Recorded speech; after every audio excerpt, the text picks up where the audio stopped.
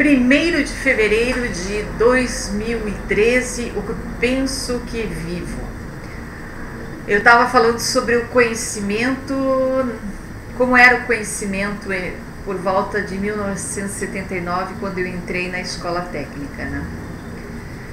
Pois era assim, gente, era a vontade de saber mesmo, a vontade de aprender e a vontade de saber. Era uma coisa, era um desejo que existia dentro daquelas pessoas naquele momento histórico, né? Aí eu saí da escola técnica, porque na minha personalidade existia uma coisa assim bem que caracterizava a minha personalidade. Eu nunca aceitei que o conhecimento pertencesse àquele sujeito. As leituras, uma das coisas que eu mais gostava de fazer e gosto até hoje é a leitura de uma obra, né, de qualquer natureza, seja científica, seja literatura, seja psicologia, seja o que for, seja romance, não interessa. Mas eu nunca fiz a leitura de uma obra achando assim que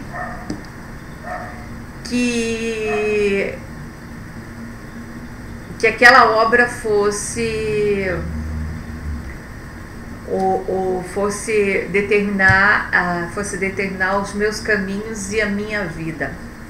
Existiram leituras marcantes que eu fiz, existiam livros que eu devo ter lido 10 vezes a mesma obra, tamanha a paixão que eu sentia em alguns autores e em algumas obras. Mas eu nunca considerei nem o autor e nem os professores naquela época pessoas assim que estivessem acima de mim, né? Eu sempre considerei os professores no mesmo nível que eu, né? E eu sempre cultivei o conhecimento como um aprendizado, mas não um aprendizado para tornar uma pessoa superior à outra. O conhecimento como um caminho de justiça, né? O conhecimento para nivelar as classes, para aproximar as classes, para tirar essa barreira de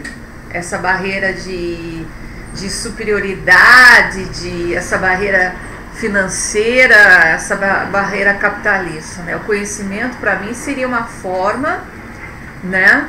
O sujeito investido de determinado conhecimento em determinada área tornaria mais branda essa diferença entre pobres e ricos e classes sociais. O conhecimento para mim, o verdadeiro conhecimento para mim é esse e tem essa finalidade.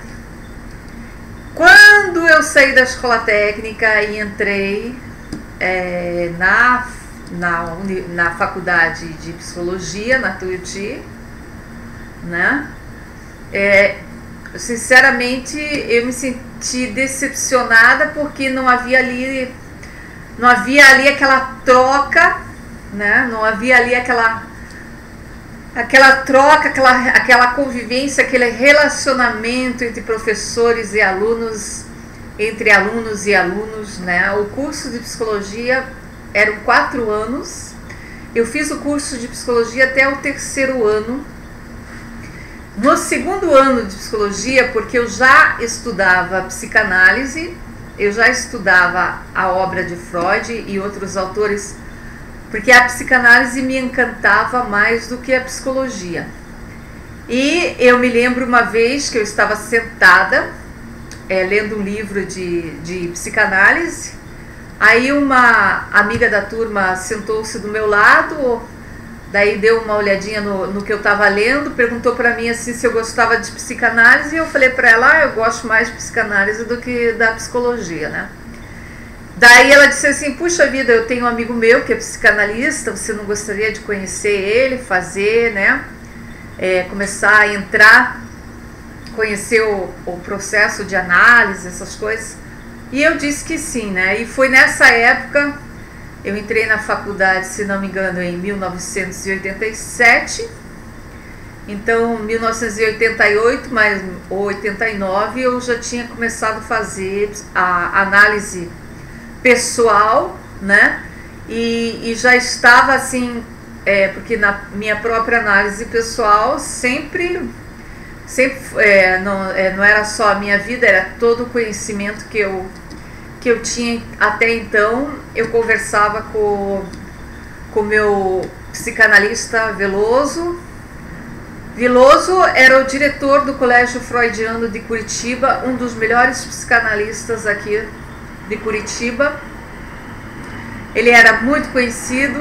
O Veloso, ele tinha curso de medicina, depois ele fez psiquiatria e pediatria, e ele trabalhava com a psicanálise, além de ser ele era um membro do Exército da Aeronáutica, Agulhas Negras, se não me engano.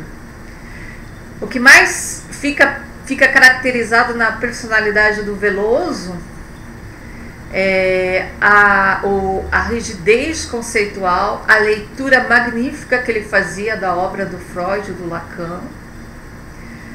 E era o cara sabia da realidade, o cara vivia a coisa de perto, né?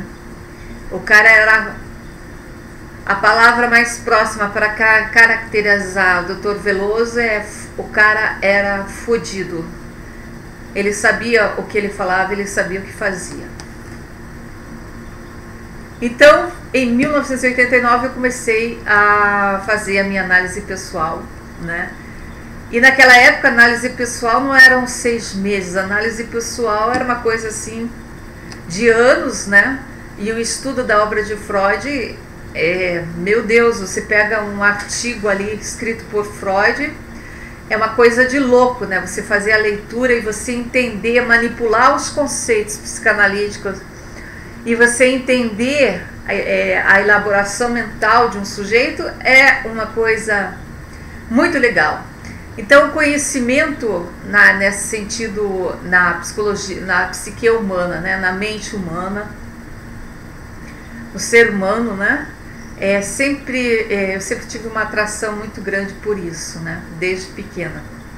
E era esse o caminho que eu tinha escolhido então. Pois eu fui com o Veloso até 1998, fui convidada por ele para trabalhar no Colégio Freudiano como psicanalista com crianças do educandário. Antes eu não tivesse aceito o convite, porque o que aconteceu logo depois que eu entrei ali naquele colégio foram coisas que eu realmente não imaginava. Eu não tinha ideia de que pessoas com curso universitário, pessoas que estavam dentro de uma formação psicanalítica, não passava pela minha cabeça que pessoas com essa formação descessem tanto o nível e a ponto de se tornarem seres tão mesquinhos e nojentos, entendeu? Então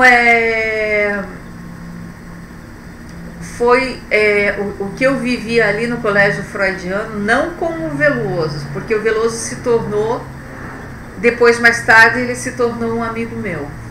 Não com o Veloso, mas com as pessoas, as mulheres psicanalistas que trabalhavam naquele local, o que eu tive oportunidade de viver e observar.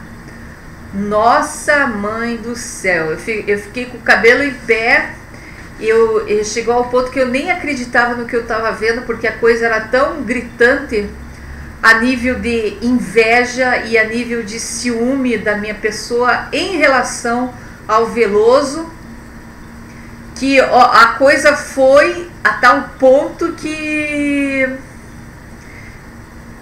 não tinha outro jeito, né? Eu fui colocada para fora do Colégio Freudiano de Curitiba por essas mulheres, não pelo Veloso. Foi uma experiência inesquecível, mas foi em razão dessa experiência vivida no Colégio Freudiano de Curitiba com essas psicanalistas que eu saí de lá e fui procurar um conhecimento e desenvolver um outro tipo de leitura, uma outra forma totalmente desvinculada de qualquer instituição e de qualquer diploma ou de qualquer porcaria, né? Porque hoje eu entendo que um diploma certificado não dá caráter para ninguém.